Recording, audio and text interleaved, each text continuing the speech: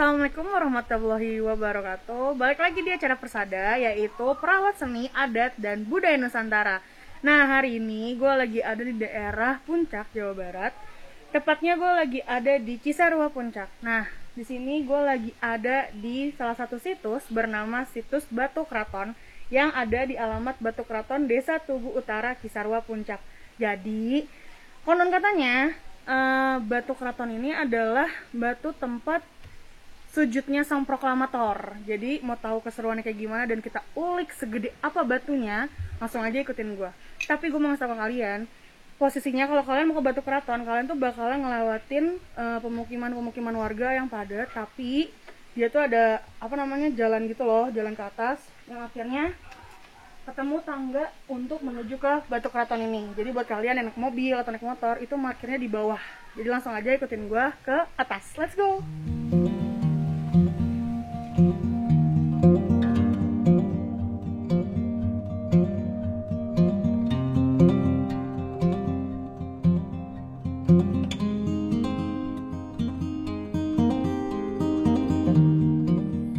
Jadi gue udah nyampe di pintu gerbang dari Batu Keraton. Nah, jadi setelah kita udah ngelewatin tangga, akhirnya kita udah sampai di gerbangnya. Langsung aja kita bakalan ngobrol sama juru kuncinya dari Batu Keraton, yaitu Bapak Pian Sofyan. Langsung ikutin gue aja yuk. Assalamualaikum Pak Pian. Waalaikumsalam warahmatullahi wabarakatuh. Nah guys, jadi Pak Pian ini adalah salah satu juru kunci, udah turun temurun ya Pak ya? Turun temurun ya. Udah keberapa nih Pak? Saya itu sekitar kelima. Kelimanya. Oke. Pak Pian berarti udah dari kecil ya di sini ya? Dari kecil. Dari kecil ya. Oke. Kita cerita tentang Batu Keraton ya Pak. Iya boleh. Nah, Pak. Kalau misalkan Batu Keraton tuh dari tahun berapa sih Pak? Setahu saya gitu ya. Orang tua saya mungkin dari tahun yang ceritakan orang tua kelahiran tahun 1921. Beliau dari tahun 50-an udah mengelola di sini. Jadi udah jadi juru peliharanya di sini. Melanjutkan dari orang tuanya juga dulu gitu. Berarti udah turun temurun ya, udah 5 generasi yang Bapak ya. Dari yang lebih jelasnya dari melanjutkan dari bapak mertuanya. Dari bapak mertuanya. Bapak mertua. Nah nih, Pak kan abis pintu gerbang, aku masuk langsung pertama yang aku tengok pasti kuburan ya Pak ya? Iya. Kuburan, terus nengok lagi ke sini ada rumah, terus langsung ada ke sebelahnya ya. Nah boleh nggak nih Pak satu-satu nih kalau aku mau nanya nih Pak, kalau dari kuburan atau pemakaman di sini tuh pemakaman siapa sih Pak? Nah ini untuk pemakaman ya. Kita sana. Bisa dilihat dulu ya lebih jelasnya. Ini kan dulu warga. Warga ini baik kebanyakan yang asli orang sini. Oh, jadi ini warga-warga sekitar ya, Pak? Ya, asli orang sini, maka di pemakamannya di sini, misalkan masih ada kaitannya gitu ya orang sini. Sama dulu itu kan nggak ada pemakaman umum. Oh, dari dulu ada pemakaman umum, banyak perantau kasihan juga ada yang udah lama di sini. Nah, orang tua namanya kan kita sesama manusia saling bantu gitu. Maka dipersilahkan, tapi hanya untuk yang terdekat sini aja. Oh, terdekat aja ya Pak? Yang dari yang jauh-jauh enggak. Jadi yang sini kan nggak ada pemakaman dulunya. Kalau sekarang udah ada, alhamdulillah, udah ada pemakaman umum. Nah, untuk di bagian ini untuk bukan makam dulu. Yang mana yang paling bukan makam? Ini bukan makam. Jajaran ini ke atas, pokoknya ini bukan makam. Ah, kalau ini apa terus? Ini hanya tanda aja. Oh, jadi tanda-tanda. Tanda. Dulunya mungkin zaman ini menhir ada batu-batu gitu ya yang ditegakkan. Oh, berarti ini batunya sama yang kayak ada di Gunung Padang atau enggak Arsadomas ya? Ya, hampir mirip. Oh, hampir mirip. Mungkin zamannya sama apa saya tidak bisa menyimpulkan juga gitu ya. Siap. Tapi emang saya cek waktu ke Arsadomas, Cipangantehan apa bentuk-bentukannya hampir mirip. Iya, aku lihat langsung inget sana. Ada berapa nih, Pak? Tapi kayak kuburan ya? Ini yang untuk batunya ada 8 buah sama yang besar. 8 buah yang besar ini sebelah atasnya ada lagi. Oh, berarti sampai batu sana ya Pak? Sampai sini. Makanya kenapa ini pakai ini supaya tidak berubah dulu, supaya tidak terjatuh. Karena faktor alam. Mungkin sebelum yang disebut yang di sini ini kan makam Mbah Pangeran Dipta Ciptarasa. Oh ya? Sebelumnya pun emang udah ada. Pangeran Dipta Ciptarasa ya? Udah ada sebelumnya juga. Malah kalau dulu luas, menurut orang tua saya luas sih sebenarnya. Cuman ya karena perkembangan zaman, perkebunan apa. Oh ya, jadinya lebih mengecil. Iya. Ini Batu Keratonnya udah ngintip dikit nih ya Pak ya. Gede juga ya Pak? Iya, ini meter lebih, 50 meter lebih kalau nggak salah diameter. Oke, sebelum kita bahas Batu Keraton, aku penasaran lagi sebelahnya. Nah, ini salah satunya juga yang bikin aku selalu fokus. Ada rumah juga yang ternyata ada makamnya juga guys di dalamnya. Boleh kita lihat? Silakan silakan. Assalamualaikum. Nah, ini makamnya yang disebut makam Mbah Pangeran Dita Ciptarasa. Oh, ini Pangeran Dita Ciptarasa ini. Oke. Disebut Mbah Cipta, kalau si Mbah Dita juga panggilannya sama. Jadi beliau lah dulu yang menempati kawasan ini untuk perkembangan sejarah Islam juga. Oke, yang menyebar agama Islam juga ya Pak berarti. Jadi beliau itu dulunya utusan Syekh Hidayatullah dari Cirebon. Cirebon? Iya, dari Cirebon. Dan sebenarnya awalnya itu beliau itu Patih Pajajaran, kalau menurut sejarah ada. Oh, Patih ya? Patih Pajajaran dengan nama Mbah Pradita. Kesininya setelah dari Cirebon menjadi Dita Ciptarasa. Nah, kalau yang sebelahnya nih Pak? Ini orang tua saya, Pak Haji Abu Bakar. Berarti keturunan yang ke sebelum Bapak keempat ya? Sekitar ketiga. Ketiga karena kan pernah kakak saya melanjutkan dulu. Saya kelima dalam hitungan, tapi sebelum-sebelumnya kalau alam gitu juga. Ya, siap. Nah, seperti ini banyak di sini yang ziarah-ziarah orang. Yang penting ketika kita ziarah mendoakan beliau, perjuangan beliau, dan mengingat sejarah perjuangan beliau. Ya, jadi bukan untuk meminta hal-hal tertentu gitu. Nah, bukan untuk yang mintanya aneh, minta hal-hal yang di luar nalar pikiran lah. Kita datang ke sini berdoa untuk mengenang beliau juga, jasanya menyebarkan agama Islam dan lain-lain. Jadi jangan sampai ada pemikiran yang negatif ataupun salah, oke? Ya dah. Nah, ini kenapa juga kan ini merah putih ya? Nah, ini dari dulu harus untuk orang tua harus ada merah putih. Lambang negara harus ada merah putih seperti ini. Lambang negara ya Pak? Ya, negara kita harus ada. Makanya merah putih dari dulu turun-temurun seperti ini. Oke. Keren. Berarti kita lanjut ke Batu Keratonnya. Let's go.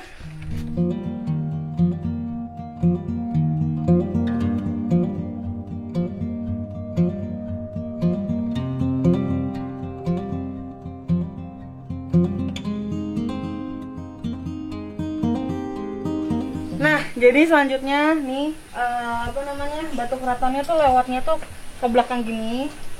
Terus ada tangga lagi, hati-hati.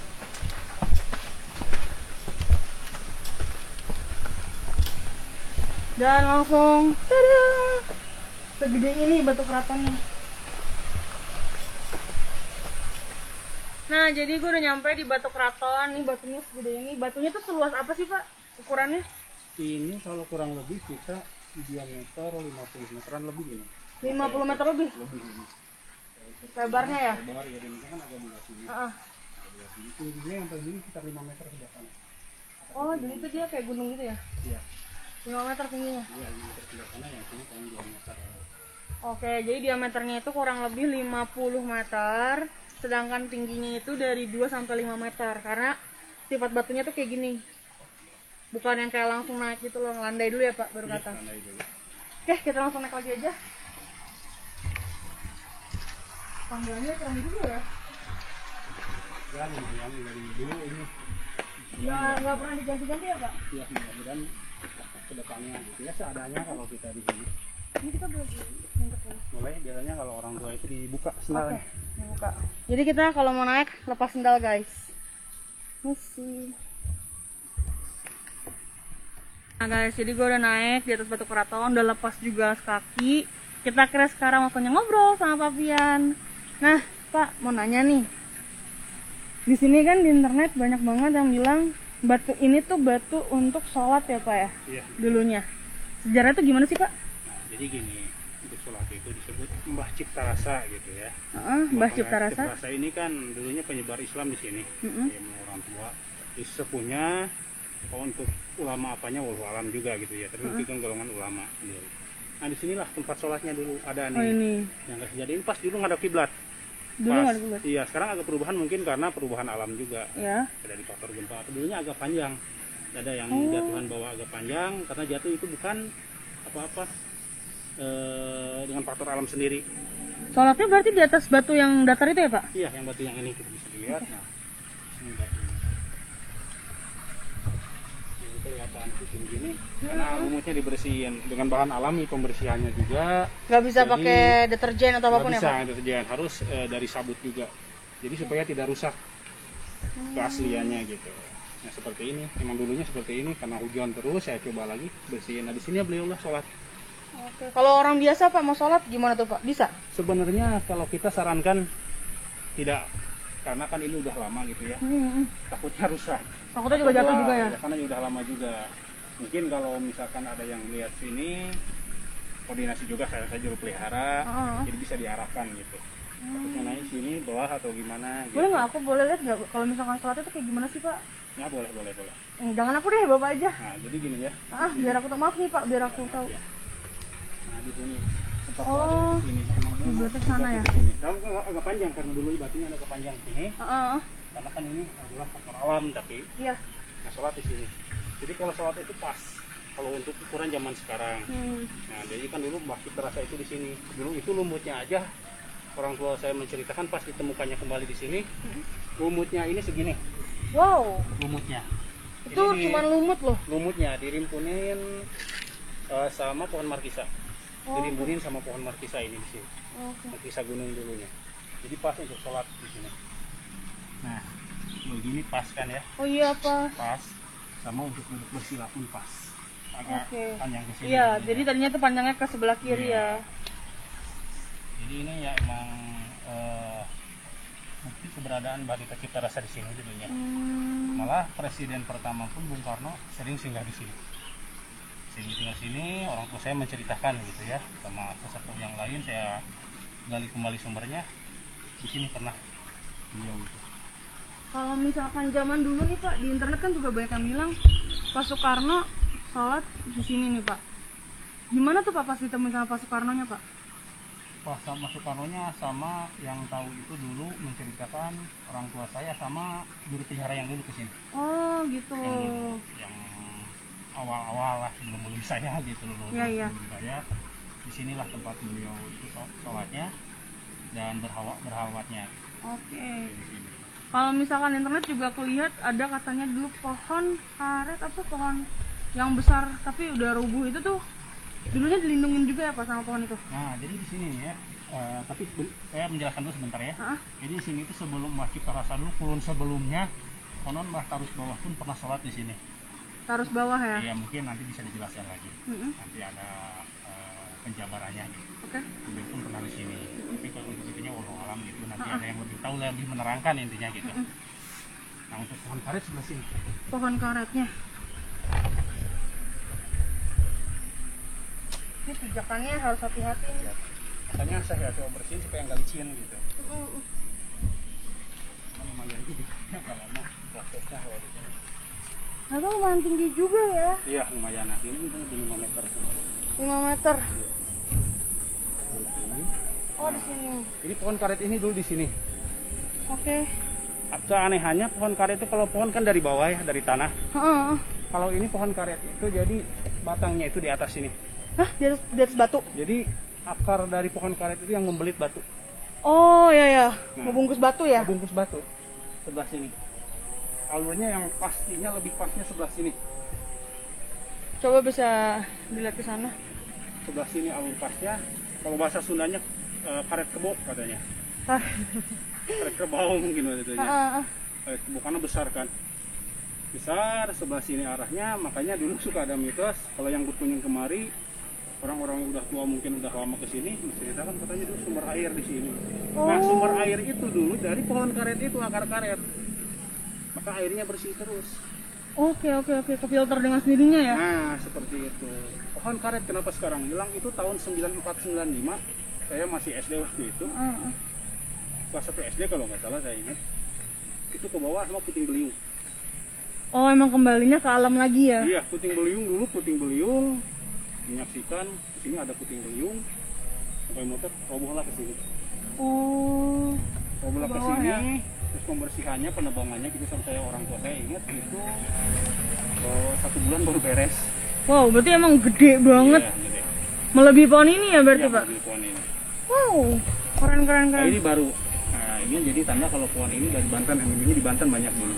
Oh, ini pohon dari Banten. Ada Cipta Rasa turun yang kesininya, turun sekitar abad 17, 18-an, 17 sama Cipta Rasa. Jadi keturunan Sultan Hasanuddin Banten. Sama gelarnya Cipta Rasa gitu ya. Pernah di sini juga. Beliau berkunjung. Berarti nyambung semuanya ya Pak sejarah tuh. Kalau ini pohon generasi kedua ada yang di sini di awalnya sebelah tanah tadi pas di makam Pangeran Dita Cipta Rasa, yang sebelah kiri di situ. Sekarang kita buat ruangan itu pohonnya 2 kali ini tingginya. Itu juga mati sama faktor alam juga, udah tua, kering. Iya. Karena takut demi keselamatan ditebang. Oke. Tapi Pak, aku lihat nih batunya kan kalau di sini tuh kayak garis-garis gini juga nih ya Pak. Ini tuh emang dari alamnya, dari sananya atau bekas akar pohon yang tadi tuh Pak? Dari alamnya. Dari alamnya? Mungkin ya ada lagi di sini ya seperti arkeolog dulu. Oh ya? Pernah meneliti apa? Mungkin dari letusan Gunung Purba katanya. Letusan Gunung Purba, kalau menurut arkeolog ya? Nah, menurut ilmuwannya yang ngobrol sama saya, karena dibuktikan sini kan banyak nih ya dari begini yang seperti ini lubang-lubang. Nah itu lubang. Sama sini ada kan ya tuh? Banyak ini Pak. Nah kayak sayatan-sayatan. Betul. Mungkin itu dari berasal dari lava. Larva ya? Iya, dari lava dari gunung berapi tersebut. Itu mungkin argumen mereka, saya nggak tahu loh alam. Lava.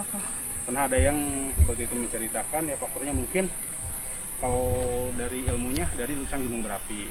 Cuma kalau dari kisah sejarahnya dari mitosnya beda lagi. Beda-beda gitu. Jadi ini tempat ada yang menceritakan legendanya dulu ini adalah kerajaan. Jawab bahwa Mbah Pradita itu utusan dari Prabu Siliwangi yang terakhir, Prabu Jayadewata. Ketika Mokswa itu di Talaga Warna, masa Talaga Warna beliau pun mengikuti si kerajaan ini dirubahlah jadi batu. Makanya turun-temurun batu ini disebut oleh warga masyarakat Batu Keraton.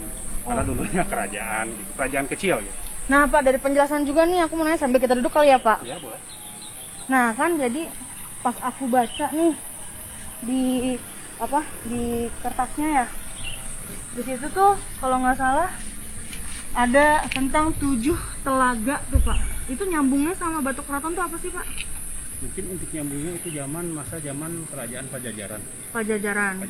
Jadi Mbah Pradita ini sebelum utusan Cirebon kan beliau itu patih dari kerajaan Pajajaran. Sejarahnya. Nah, tempat-tempat itu ada mungkin yang disakralkan mungkin gitu ya. Saya tidak bisa membuat kesimpulan. Ya, konon katanya lah ya. Tempat mandinya Prabu Jayadewata, Prabu Siliwangi yang terakhir. Di situ ada cerita yang saya gali gitu ya. Itu ada Telaga Warna, terus di situ ada 7 telaga kan Sitro Gede, terus ke Telaga Bunter, bawah Telaga Gayonggong, Telaga Saat, Telaga Sutri, Telaga Warna, satu lagi yang bawah itu Pramuka, karena di situ ada patung Pramuka. Oh iya, aku tahu, ada yang megang tongkat itu ya. Nah ya itu. Mungkin nanti insya Allah yang berkunjung bisalah saya.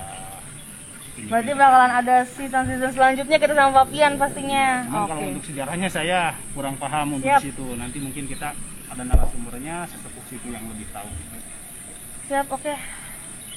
Ada info tambahan nggak nih Pak untuk orang-orang yang lagi ngeliat Batu Keraton? Karena kan pasti kan banyak banget nih orang yang taunya tempat-tempat Batu Keraton tuh susah dijamah atau gimana ya kan?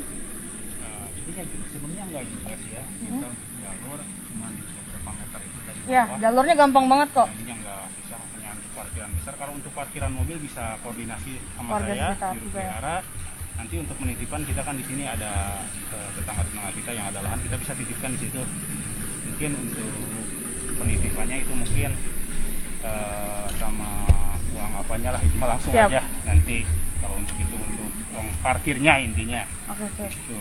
Nah kalau untuk Batu Kali intinya kita tolong yang berkunjung untuk membuang sampah jangan sembarangan. Buang sampah jangan sembarangan, jangan mencoret-coret area batu, apalagi menggores-gores.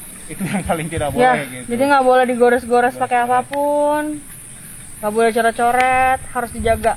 Kalau bisa kalau berkunjung ke sini, dihubungilah seperti saya, mohon maaf bukan karena saya bukan apa, untuk ketertiban juga bisa menghubungi saya juru pelihara atau keluarga saya.